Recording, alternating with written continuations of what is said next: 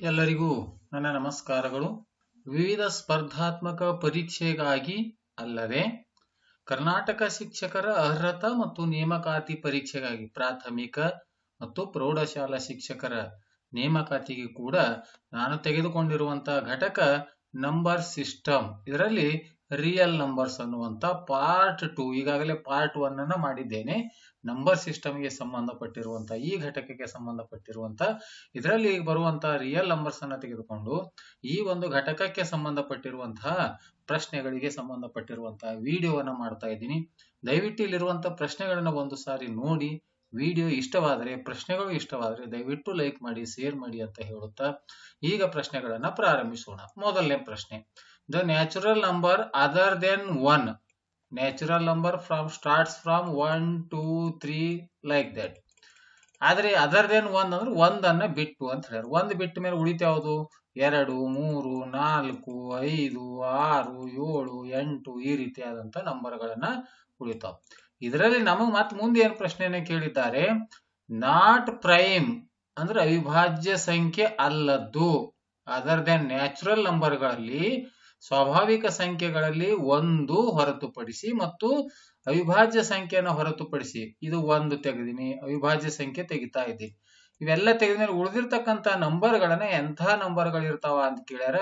ಇವು ನಂಬರ್ಗಳು ಈವನ್ ಅಂತ ಕೇಳಿದ್ದಾರೆ, ಈವನ್ ಆಡ್ನು ಇರಬಹುದು. ಆಡ್ ಕೇಳಿದ್ದಾರೆ, ಈವನ್ ಇರಬಹುದು. ಪ್ರೈಮ್ ನಂಬರ್ ಅಂತೂ ಬೇಡ ಅಂತ ಅವ್ರು ಮೊದಲೇ ಹೇಳಿದ್ದಾರೆ. ಹಾಗಾದ್ರೆ ಇಲ್ಲಿರುವಂತ ನಂಬರು 4 ಉಳಿತು, 6 ಉಳಿತು, 8 ಉಳಿತು, 10 ಉಳಿತು. ಇಂಥ ನಂಬರ್ಗಳು, ಈ ನಂಬರ್ಗಳನ್ನ ನಾವು ಏನಂತ ಕರಿತೀವಿ ಅಂತ ಕೇಳಿದ್ರೆ ಇವುಗಳಿಗೆ ನಾವು ಕಾಂಪೋಸಿಟ್ ನಂಬರ್ ಅಂತ ಕರಿತೀವಿ.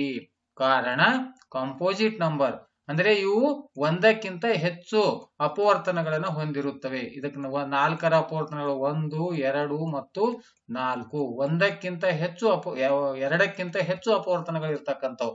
ಇವೆಲ್ಲ ಪ್ರೈಮ್ ನಂಬರ್ಸ್ಗೆ 2 ಅಪವರ್ತನಗಳ ಮಾತ್ರ ಇರ್ತಾವ.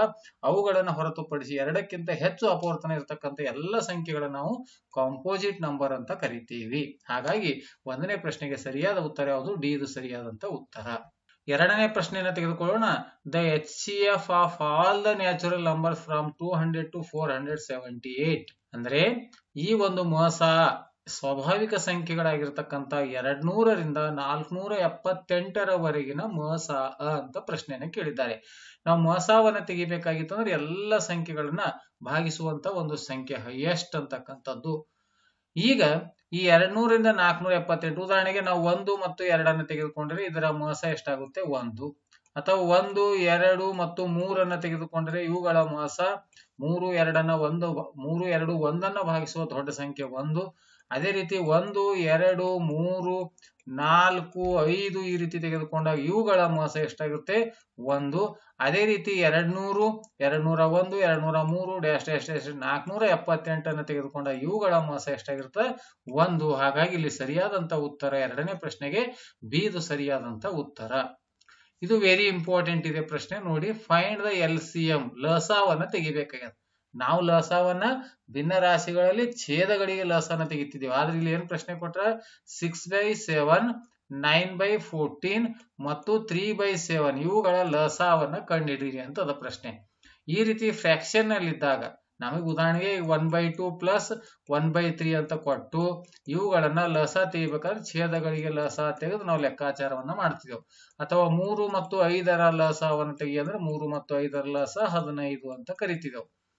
ಈಗ ಈ ರೀತಿ ಫ್ರಾಕ್ಷನ್ ನಲ್ಲಿ ಇದ್ದಾಗ ಲಸಾವನ್ನ ಹೆಂಗ ತೆಗಿಬೇಕಂದ್ರೆ ಲಸಾವನ್ನ ಕಂಡುಹಿಡಿಯುವಾಗ LCM ಆಫ್ 693 ಅಂದ್ರೆ ನ್ಯೂಮರೇಟರ್ ಅಂಶದಲ್ಲಿರುವಂತ ಅಂಕಿಗಳಿಗೆ ಲಸಾವನ್ನ ಕಂಡುಹಿಡಿಬೇಕು. ಅಂಶ ಯಾವುದು ಇಲ್ಲಿ?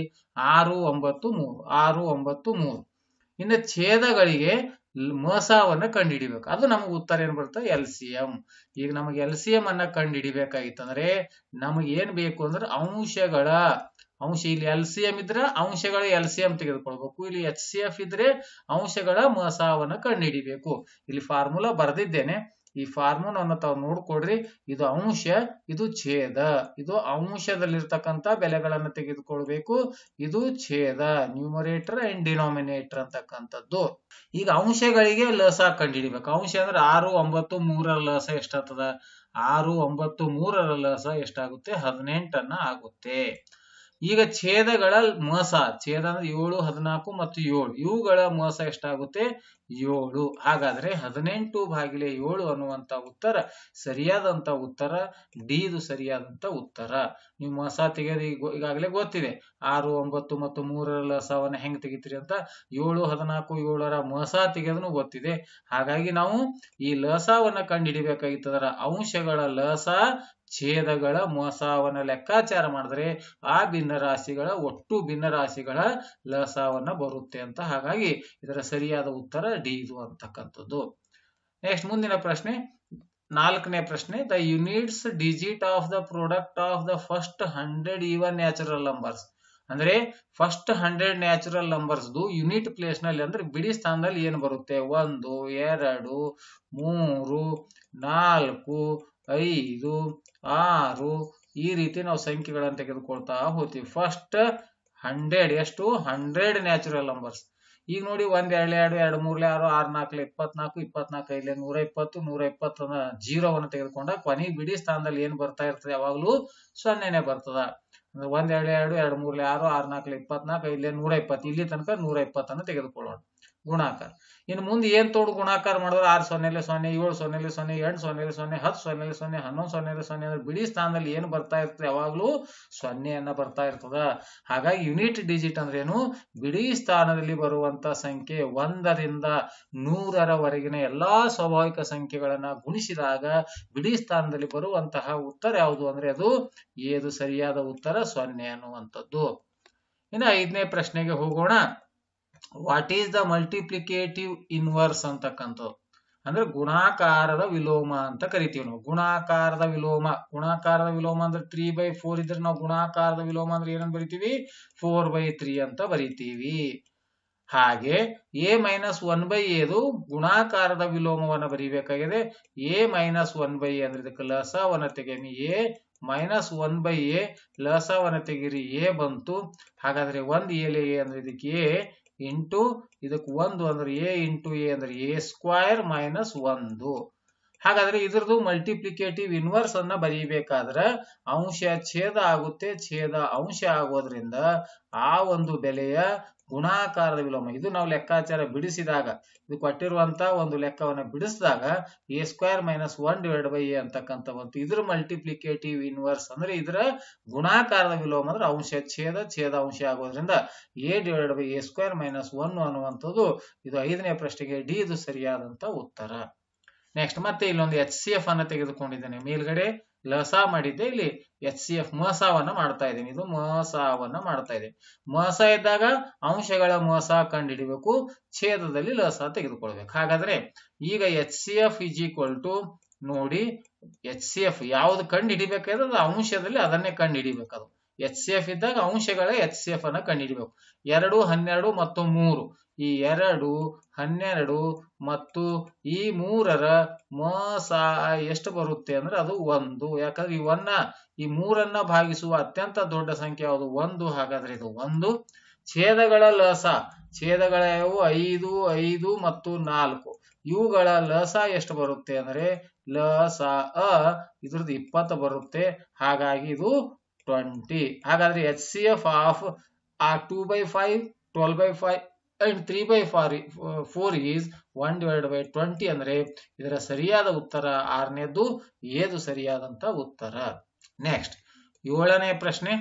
In the set of rational numbers ವಾಸ್ತವ ಸಂಖ್ಯೆಗಳಲ್ಲಿ ಭಾಗಲಬ್ಧ ಸಂಖ್ಯೆಗಳಲ್ಲಿ ರ್ಯಾಷನಲ್ ನಂಬರ್ಸ್ ಅಂದ್ರೆ ಭಾಗಲಬ್ಧ ಸಂಖ್ಯೆಗಳಲ್ಲಿ ಮಲ್ಟಿಪ್ಲಿಕೇಟಿವ್ ಐಡೆಂಟಿಟಿ ಅಂದ್ರೆ ಇದು ಗುಣಾಕಾರದ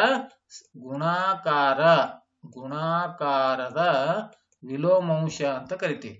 ಗುಣಾಕಾರದ ಅನನ್ಯತಾಂಶ ಇದು ಗುಣಾಕಾರದ ಈಗಾಗಲೇ ಮೇಲ್ಗಡೆ ಬರ್ದಿದ್ದೇವೆ ನಾವು. ಅನನ್ಯತಾಂಶ, ಗುಣಾಕಾರದ ಅನನ್ಯತಾಂಶ ಮಲ್ಟಿಪ್ಲಿಕೇಟಿವ್ ಐಡೆಂಟಿಟಿ ಅಂದ್ರೆ ಗುಣಾಕಾರದ ಅನನ್ಯತಾಂಶ 1 ಇದೆ, ಸಂಕಲದ ಅನನ್ಯತಾಂಶ ಎಷ್ಟಿದೆ? 0 ಇದೆ. ಹಾಗಾಗಿ ಫಸ್ಟಿಗೆ 1, ಸೆಕೆಂಡಿಗೆ 0 ಬರ್ತಕ್ಕಂಥ ಉತ್ತರ ಯಾವುದು? ಡಿ ಇದು ಸರಿಯಾದಂತ ಉತ್ತರ. ಗುಣಾಕಾರದ ವಿಲೋಮ ಅಂದ್ರೆ ಅದನ್ನ ಈಗ ಉದಾಹರಣೆಗೆ 2/3ಗೆ ಗುಣಾಕಾರದ ವಿಲೋಮ ಮಾಡಿದಾಗ 3/2 ಮಾಡಿದಾಗ ಉತ್ತರ ಎಷ್ಟು ಬರ್ತದ 1. ಹಾಗಾದ್ರೆ ಗುಣಾಕಾರದ ಅನನ್ಯತಾಂಶ ಎಷ್ಟು ಅಂದ್ರೆ 1, ಸಂಕಲನದ ಅನನ್ಯತಾಂಶ ಎಷ್ಟು ಅಂದ್ರೆ 0. ಹಾಗಾಗಿ ನಮಗೆ ಫಸ್ಟ್ ಗೆ ಮಲ್ಟಿಪ್ಲಿಕೇಟಿವ್ ಐಡೆಂಟಿಟಿ ಕೇಳಿದ್ದಾರೆ, ನೆಕ್ಸ್ಟ್ ಎಡಿಟಿವ್ ಐಡೆಂಟಿಟಿ ಅಂತ ಕೇಳಿದ್ದಾರೆ. 1, 0 ಅನ್ನುವಂತ ಉತ್ತರ 0, 1 ಅಲ್ಲ. ಕಾರಣ ಫಸ್ಟ್ ಗುಣಾಕಾರದ ಅನನ್ಯತಾಂಶ, ನೆಕ್ಸ್ಟ್ ಸಂಕಲನದ ಅನನ್ಯತಾಂಶ ಕೇಳಿದ್ರಿಂದ ಕ್ರಮವಾಗಿ ನಾವು ಬರೀಬೇಕು. ಹಾಗಾಗಿ 1 ಮತ್ತು 0 ಅನ್ನುವಂತ ಉತ್ತರ. ಇನ್ನು 8ನೇ ಪ್ರಶ್ನೆಗೆ ಹೋಗೋಣ. ದ GCD ಅಂದ್ರೆ ಇದು HCF ಅನ್ನ of 2 numbers 128 and LCM is 256, then their product ಅಂದ್ರೆ ನಮಗೆ A into B is equal to ಒಂದು ಫಾರ್ಮುಲಾ ಇದೆ. A into B is equal to H into L. H ಅಂದ್ರೆ ಮಸ, L ಅಂದ್ರೆ ಲಸ. ಇವೆರಡರ ಗುಣಲಬ್ಧ ಅಂದ್ರೆ ಮಸ ಮತ್ತು ಲಸ. 2 numbers, the HCF of 2 numbers 128 and LCM is 256 ಅಂದ್ರೆ 128 into 256 ಅಂತಕ್ಕಂಥ ನಮ್ಮ ಪ್ರಶ್ನೆ ಏನು ಕೇಳಿದ್ದಾರೆ, ಈ ಎ ಮತ್ತು ಬಿ ಎಷ್ಟು ಅಂತ ಕೇಳಿಲ್ಲ. ಇವುಗಳ ದೆನ್ ದೇರ್ ಪ್ರಾಡಕ್ಟ್ ಈಸ್ ಅಂದ್ರೆ ಅವುಗಳ ಗುಣಲಬ್ಧ ಏನು ಅಂತ ಕೇಳಿದ್ದಾರೆ. ಇವೆರಡನ್ನ ನಾವು ಗುಣಾಕಾರ ಮಾಡಿದಾಗ ಇದಕ್ಕೆ ಸಮ ಆಗಿರುತ್ತೆ. ಹಾಗಾಗಿ ಇದು ಗುಣಾಕಾರ ಮಾಡಿದಾಗ ಬರ್ತಕ್ಕಂಥ ಉತ್ತರ 32,768 ಅನ್ನುವಂತಹ ಉತ್ತರ. ಇನ್ನು 9ನೇ ಪ್ರಶ್ನೆಗೆ ಹೋಗೋಣ. ಈ 9ನೇ ಪ್ರಶ್ನೆ ದ ಅಬ್ಸಲ್ಯೂಟ್ ವ್ಯಾಲ್ಯೂ ಆಫ್ ಅಂತ ಕೇಳಿದ್ದಾರೆ. ಇದು ಬಹಳ ಇಂಪಾರ್ಟೆಂಟ್. ದ ವ್ಯಾಲ್ಯೂ ಆಫ್ ಅಂತ ಕೇಳಿಲ್ಲ ಅವರು. ಇಲ್ಲಿ ಏನ್ ಕೇಳಿರ, ದ ಅಬ್ಸಲ್ಯೂಟ್ ವ್ಯಾಲ್ಯೂ ಆಫ್ ಅಂತ ಕೇಳಿದ್ರೆ ಇದು ಬಹಳ ಇಂಪಾರ್ಟೆಂಟ್ ಇರುವಂತದ್ದು. ಬರೀ ದ ವ್ಯಾಲ್ಯೂ ಆಫ್ ಅಂದ್ರೆ ಇಲ್ಲ ಬಿಡಿಸಿದ ಪ್ರಕಾರ -5. ದ ಅಬ್ಸಲ್ಯೂಟ್ ವ್ಯಾಲ್ಯೂ ಆಫ್ ಅಂತ ಕೇಳಿದ್ದಾರೆ. ಇದನ್ನ ಬೋರ್ಡಮಾಸ್ ನಿಯಮದ ಪ್ರಕಾರ ನಾವು ಬಿಡಿಸ್ತಾ ಹೋಗ್ಬೇಕು. ಬೋರ್ಡಮಾಸ್ ಪ್ರಕಾರ ನಾವು ಬಿಡಿಸ್ತಾ ಹೋದಾಗ ಮೊದಲು ಬ್ರಾಕೆಟ್ ಅನ್ನ ಬಿಡಿಸಬೇಕು. ಹಾಗಾಗಿ ಇಲ್ಲಿರುವಂತ ಬ್ರಾಕೆಟ್ ಅನ್ನ ನಾನು ಬಿಡಿಸಿನಿ. 25 + 10 35. ಇದಾದ ನಂತರ ಆಫ್ ಅಂತಿಲ್ಲ, ಡಿವಿಷನ್ ಅಂದ್ರೆ ಭಾಗಾಕಾರ. ಎಲ್ಲಿ ಭಾಗಾಕಾರ ಇದೆ, ಇಲ್ಲಿ ಭಾಗಾಕಾರ ಇದೆ. 25/125 ಅನ್ನ ಭಾಗಾಕಾರ ಮಾಡಿದಾಗ 1/5 ಅನ್ನ ಬಂತು. 25/125 ಅಂದ್ರೆ 1/5. ಉಳಿದೆಲ್ಲ ಸೇಮ್ ಇರುತ್ತೆ. 1/5 × 25. ಅದಾದ ನಂತರ ಮಲ್ಟಿಪ್ಲಿಕೇಟಿವ್ ಗುಣಾಕಾರವನ್ನು ಮಾಡಬೇಕು. ಭಾಗಾಕಾರ ಅಂದ್ರೆ ಗುಣಾಕಾರ. ಇಲ್ಲಿ ಗುಣಾಕಾರ, ಇಲ್ಲಿ 1/5 5 5 1 5 5 5 25 ಅಂದ್ರೆ ಇಷ್ಟು ಬಂತು. ಇದಾದ್ಮೇಲೆ ಎಡಿಷನ್ ಮತ್ತು ಕೂಡ್ಸೋದು, ಸಂಕಲ ಮತ್ತು ವ್ಯವಕಲ. ಹಾಗಾಗಿ 25 ಮತ್ತು 5 ಕೂಡಿಸಿದ್ರು 30 - 5. ಎಲ್ಲರಿಗೂ ಇದು ಗೊತ್ತಿರುವಂತ ಪ್ರಶ್ನೆ -5 ಬಂತು. ಆದರೆ ಇಲ್ಲಿ -5 ಇದೆ, +5 ಇದೆ. ಹಾಗಾದ್ರೆ ನಮ್ಮ ಉತ್ತರ ಯಾವುದು ಅಂತ ಕೇಳಿದ್ರೆ ಬರೀ ದ ವ್ಯಾಲ್ಯೂ ಆಫ್ ಅಂತ ಕೇಳಿದ್ರೆ -5 ಉತ್ತರ ಆಗ್ತಿತ್ತು. ಅಬ್ಸಲ್ಯೂಟ್ ವ್ಯಾಲ್ಯೂ ಅಂದ್ರೆ ಅದು ಮೈನಸ್ ನಲ್ಲಿ ಆನ್ಸರ್ ಬಂದರೂ ಕೂಡ ಪ್ಲಸ್ ನಲ್ಲಿ ಬರೀಬೇಕು. ಹೀಗಾಗಿ 9ನೇ ಪ್ರಶ್ನೆಗೆ ಸರಿಯಾದ ಉತ್ತರ ಯಾವುದು, 5 ಅನ್ನುವಂಥದ್ದು. ಅಂದ್ರೆ ಇದು ಡಿಸ್ಟೆನ್ಸ್ ಫ್ರಮ್ ಪಾಯಿಂಟ್ 0 ಅನ್ನ ಅಬ್ಸಲ್ಯೂಟ್ ವ್ಯಾಲ್ಯೂ ಅಂದ್ರೆ ಆಕ್ಚುಲಿ ಇಲ್ಲಿ ಬಂದಿರತಕ್ಕಂತ ಉತ್ತರ ದೂರ ಅಂತ ಕಂಡುಹಿಡಿತೀವಲ್ಲ, ದೂರವನ್ನ ಕಂಡುಹಿಡಿಯುವಾಗ ಡಿಸ್ಟೆನ್ಸ್ ಫಾರ್ಮುಲಾ ಹಚ್ಚಿ ದೂರ ಕಂಡುಹಿಡಿತೀವಿ. ಆ ಕಂಡು ಹಿಡಿದಾಗ -5 ಅಂತ ಬಂದ್ರು ಕೂಡ ಅದನ್ನ +5 ಅಂತ ಬರಿತೀವಲ್ಲ. ಅಥವಾ ತ್ರಿಭುಜದ ವಿಸ್ತೀರ್ಣವನ್ನ -10 ಸೆಂಟಿಮೀಟರ್ ಸ್ಕ್ವೇರ್ ಅಂತ ಬಂದಾಗ ಅದನ್ನ ಪ್ಲಸ್ ಅಂತ ತಗೊಳ್ತೀವಿ, ಯಾಕಂದ್ರೆ ಇದು ಮೈನಸ್ ನಲ್ಲಿ ಇರುವುದಿಲ್ಲ. ಹಾಗಾಗಿ ಅಬ್ಸಲ್ಯೂಟ್ ವ್ಯಾಲ್ಯೂ ಅಂದಾಗ ಮೈನಸ್ ನಲ್ಲಿ ಬಂದ್ರು ಪ್ಲಸ್ ಅನ್ನ ತೆಗೆದುಕೊಳ್ಬೇಕು. ಹಾಗಾಗಿ 9ನೇ ಪ್ರಶ್ನೆಗೆ ಸರಿಯಾದ ಉತ್ತರ 5 ಅನ್ನುವಂತ ಉತ್ತರ ಸರಿಯಾದಂತ ಉತ್ತರ. ಇನ್ನು 10ನೇ ಪ್ರಶ್ನೆ, ಇದನ್ನ ಈಸ್ ಎಕ್ಸಾಕ್ಟ್ಲಿ ಡಿವಿಸಿಬಲ್ ಬೈ ಅಂದ್ರೆ ಇದನ್ನ ಯಾವ ಸಂಖ್ಯೆಯಿಂದ, ಈ ಕೆಳಗೆ ಕೊಟ್ಟಿರುವ ಯಾವ ಸಂಖ್ಯೆಯಿಂದ ಭಾಗಿಸಿದಾಗ ಶೇಷ 0 ಬರುತ್ತದೆ ಅಂತ ಪ್ರಶ್ನೆಯನ್ನು ಕೇಳಿದ್ದಾರೆ. ಇವು ಒಂದ್ಸಲ ಕೂಡಿಸಿ ನೋಡೋಣ. 7 3 10 10 4 14 1 15 2 17 18 3 21 21 0 ಕೂಡಿಸಿದ್ರೆ 21.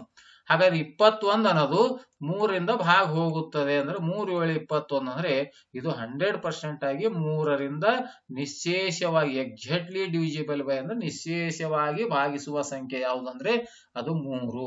ಉದಾಹರಣೆಗೆ ಇದು 3 × 4 ಅಂದ್ರೆ ಇದು 3ರಿಂದ ಭಾಗ ಹೋಗ್ತದೆ, 4ರಿಂದ ಹೋಗಲ್ಲ ಇದು. ಕಾರಣ ಕೊನೆಯ 2 ಅಂಕಿಗಳು 4ರಿಂದ ಭಾಗ ಹೋಗ್ಬೇಕು, 7ರಿಂದ ಭಾಗ ಹೋಗೋದಿಲ್ಲ. 9ರಿಂದ ಭಾಗ ಹೋಗ್ಬೇಕಾದ್ರೂ ಕೂಡ ನಿಯಮ ಅದೇ ಇದೆ. ಇದು 21ಕ್ಕೆ 9ರಿಂದ ಭಾಗಾಕಾರ ಮಾಡಿದ್ರೆ ಇದು ಹೋಗೋದಿಲ್ಲ. ಹಾಗಾಗಿ ಸರಿಯಾದ ಉತ್ತರ 10ನೇ ಪ್ರಶ್ನೆಗೆ ಏದು ಸರಿಯಾದಂತ ಉತ್ತರ 3 ಅಂತಕ್ಕಂಥದ್ದು. ಆದ್ಮೇಲೆ ಈ ರೀತಿಯಾಗಿ ನಿರಂತರವಾದಂತ ವಿಡಿಯೋಗಳನ್ನ ಮಾಡ್ತಾ ಇದ್ದೀನಿ. ನಿಮಗೆ ಇಷ್ಟವಾದರೆ ಅಲ್ಲಿರುವಂತ ಬೆಲ್ ಬಟನ್ ಮೇಲೆ ಕ್ಲಿಕ್ ಮಾಡಿ. ನಾನು ಮಾಡಿರುವಂತಹ ಪ್ರತಿಯೊಂದು ವಿಡಿಯೋಗಳ ನೋಟಿಫಿಕೇಶನ್ ಅನ್ನು ಬರುತ್ತೆ ಅಂತ ಹೇಳುತ್ತಾ ದಯವಿಟ್ಟು ಲೈಕ್ ಮಾಡಿ ಮತ್ತು ಶೇರ್ ಮಾಡಿ. ಬೇರೆಯವರಿಗೂ ಕೂಡ ಈ ವಿಡಿಯೋಗಳು ಉಪಯೋಗವಾಗಲಿ ಅಂತ ಹೇಳುತ್ತಾ ವಿಡಿಯೋವನ್ನು ತಾವು ಕೊನೆವರೆಗೆ ನೋಡಿದ್ದಕ್ಕಾಗಿ ತಮ್ಮೆಲ್ಲರಿಗೂ ನನ್ನ ನಮಸ್ಕಾರಗಳು.